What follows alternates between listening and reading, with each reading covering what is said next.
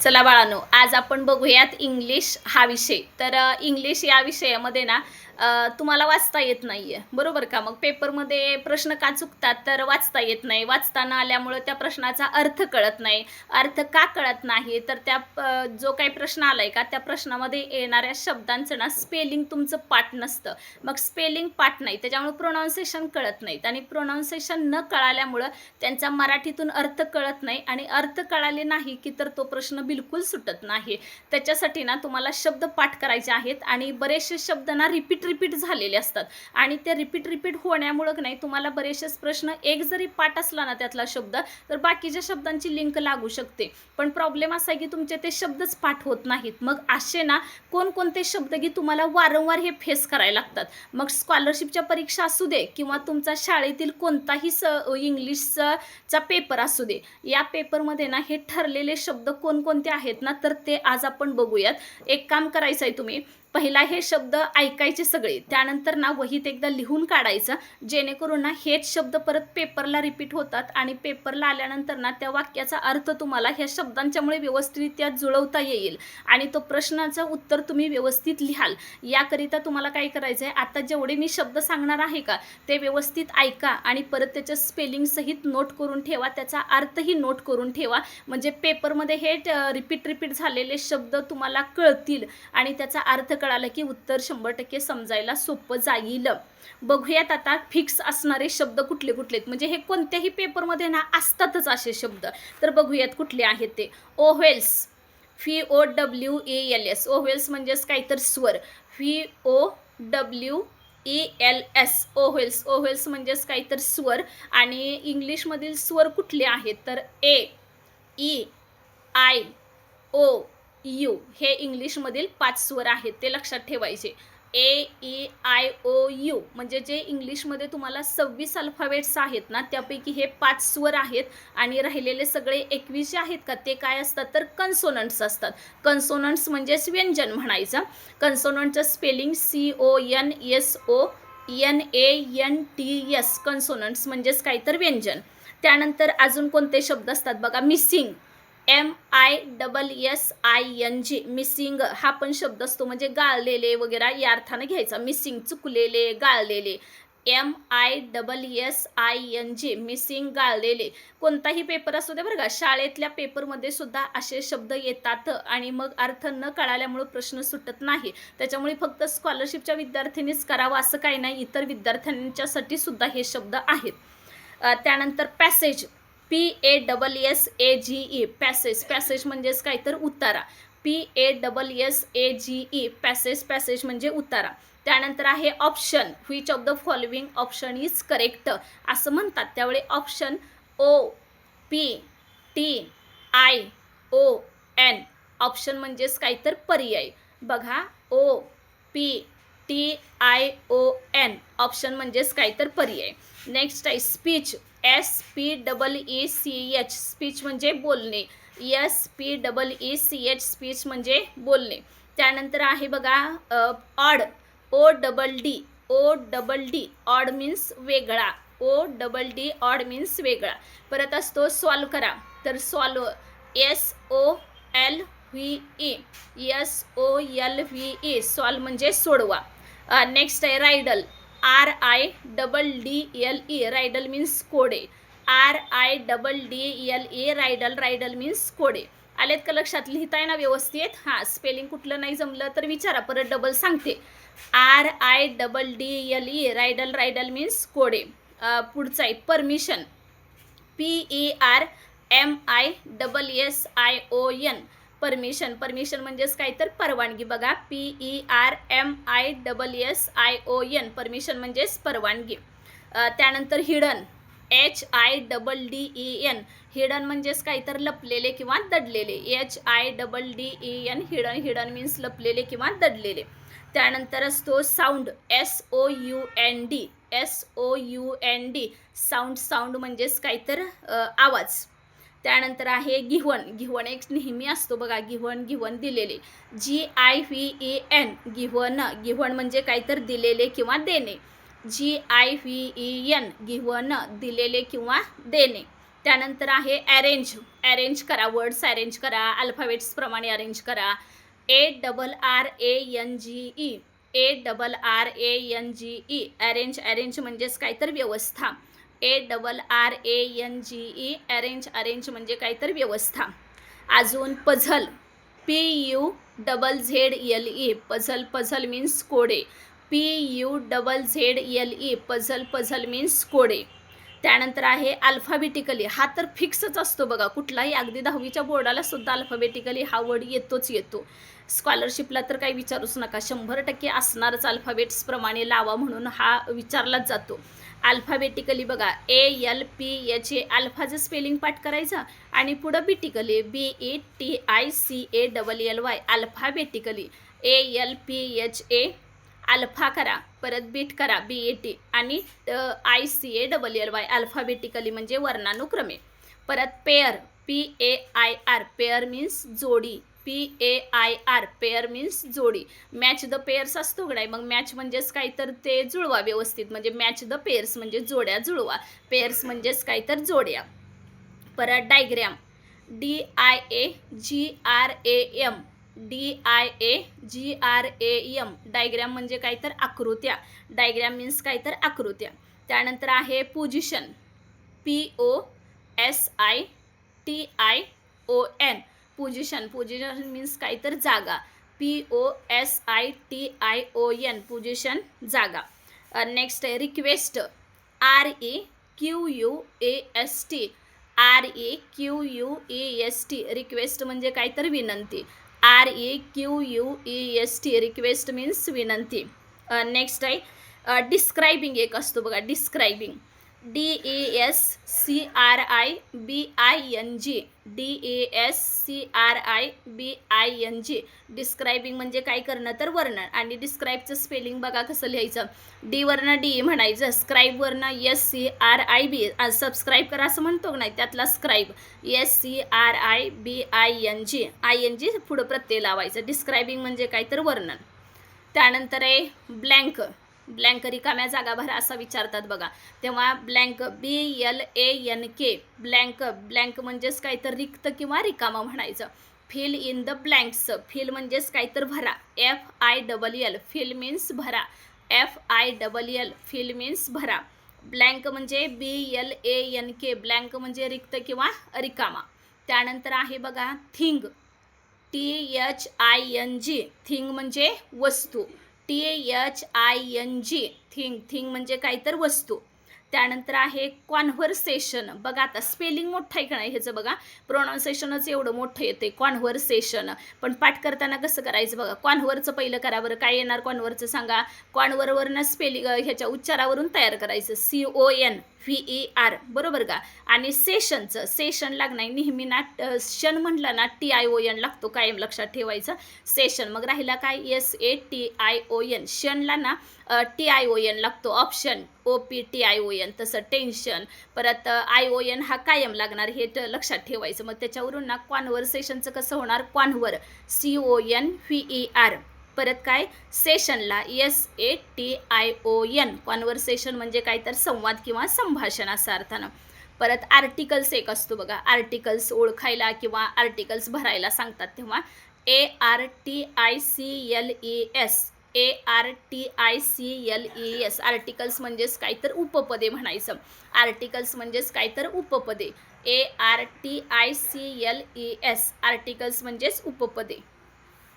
त्यानंतर सेंटेन्स एक असतो बघा सारखा, सेंट आणि एन्सेस असं करायचं. सेंटचं स्पेलिंग काय येतं, SANT, बरोबर का. आणि पुढं काय जोडायचं, फक्त ANCAS, SANTANCS. सेंटेन्सेस म्हणजेच काय तर वाक्य म्हणायचं. सेंटेन्सेस म्हणजे काय तर वाक्य. त्यानंतर आहे बिलो, BELOW, बिलो म्हणजे काय तर खाली. BELOW, below. बिलो मीन्स खाली. BELOW, बिलो मीन्स खाली. त्यानंतरचा इच, EACH, इच म्हणजेच काय तर प्रत्येक. EACH, इच मीन्स काय तर प्रत्येक. त्यानंतर आहे अजून पंक्च्युएशन मार्क, हा एक असतोच बघा, म्हणजे क्वेश्चन मार्क द्यायचं का, एक्सक्लेमेटरी साईन द्यायचं का, कॉमा द्यायचं का, अशा पद्धतीने असतात. त्याच्यामधले बघा पंक्च्युएशन मार्क.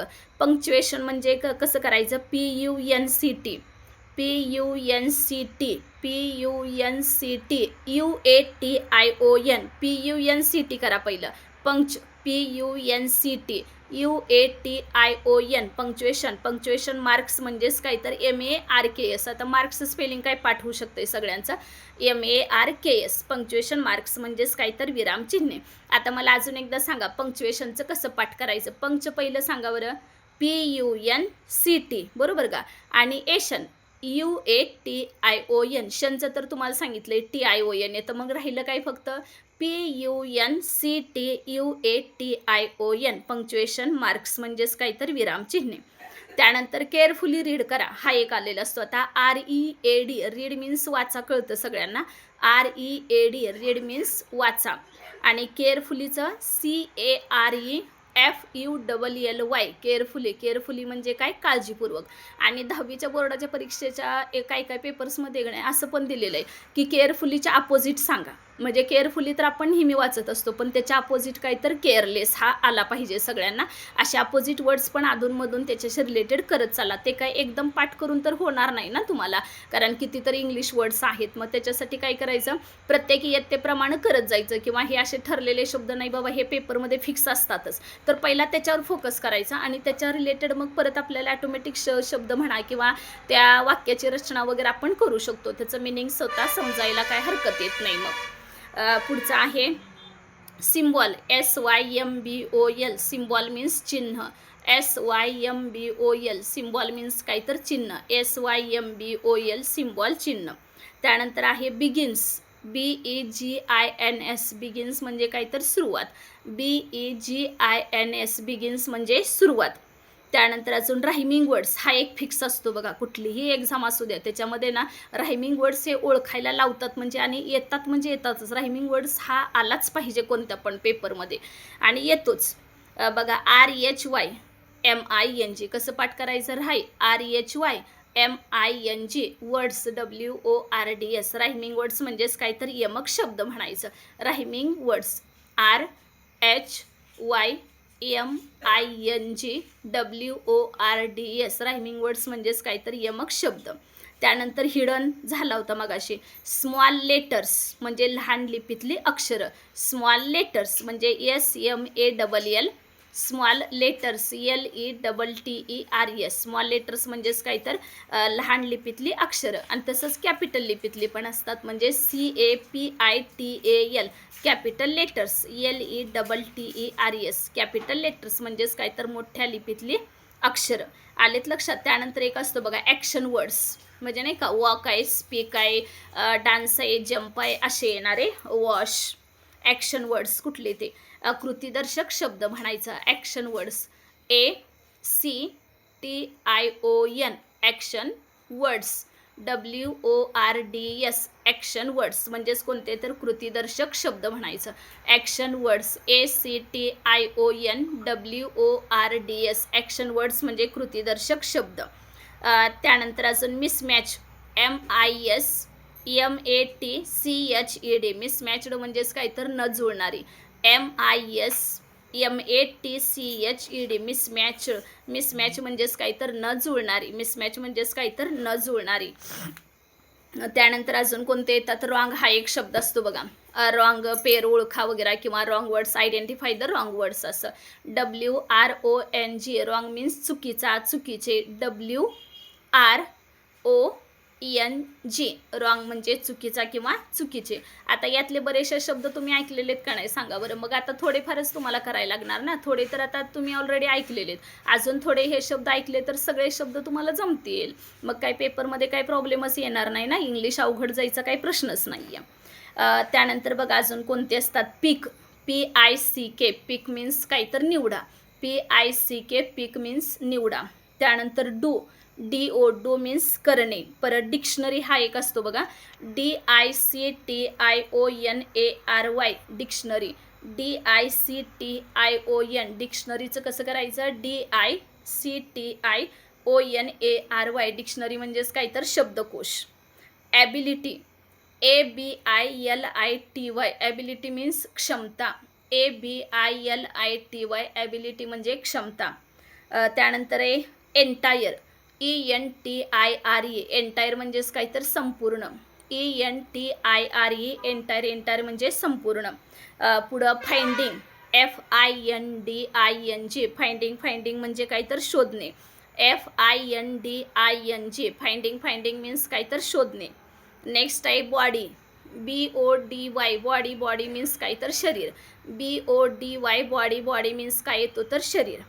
नेक्स्ट आहे बिगर, BIGGER बिगर, बिगर मीन्स मोठे.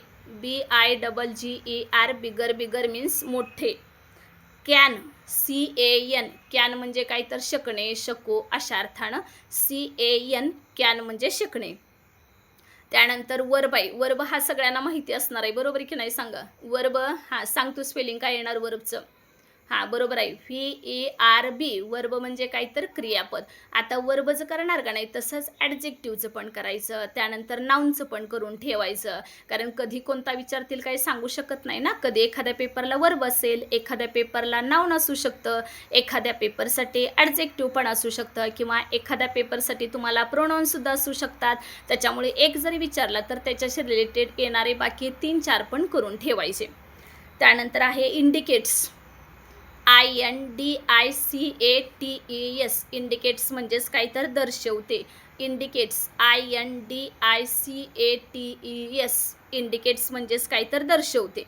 त्यानंतर इन्स्ट्रक्शन, अगदी पहिल्याच पेपरवर म्हणजे पेपरच्या पहिल्याच पेजवर इन्स्ट्रक्शन दिलेले असतात बघा. INSTRUCTIONS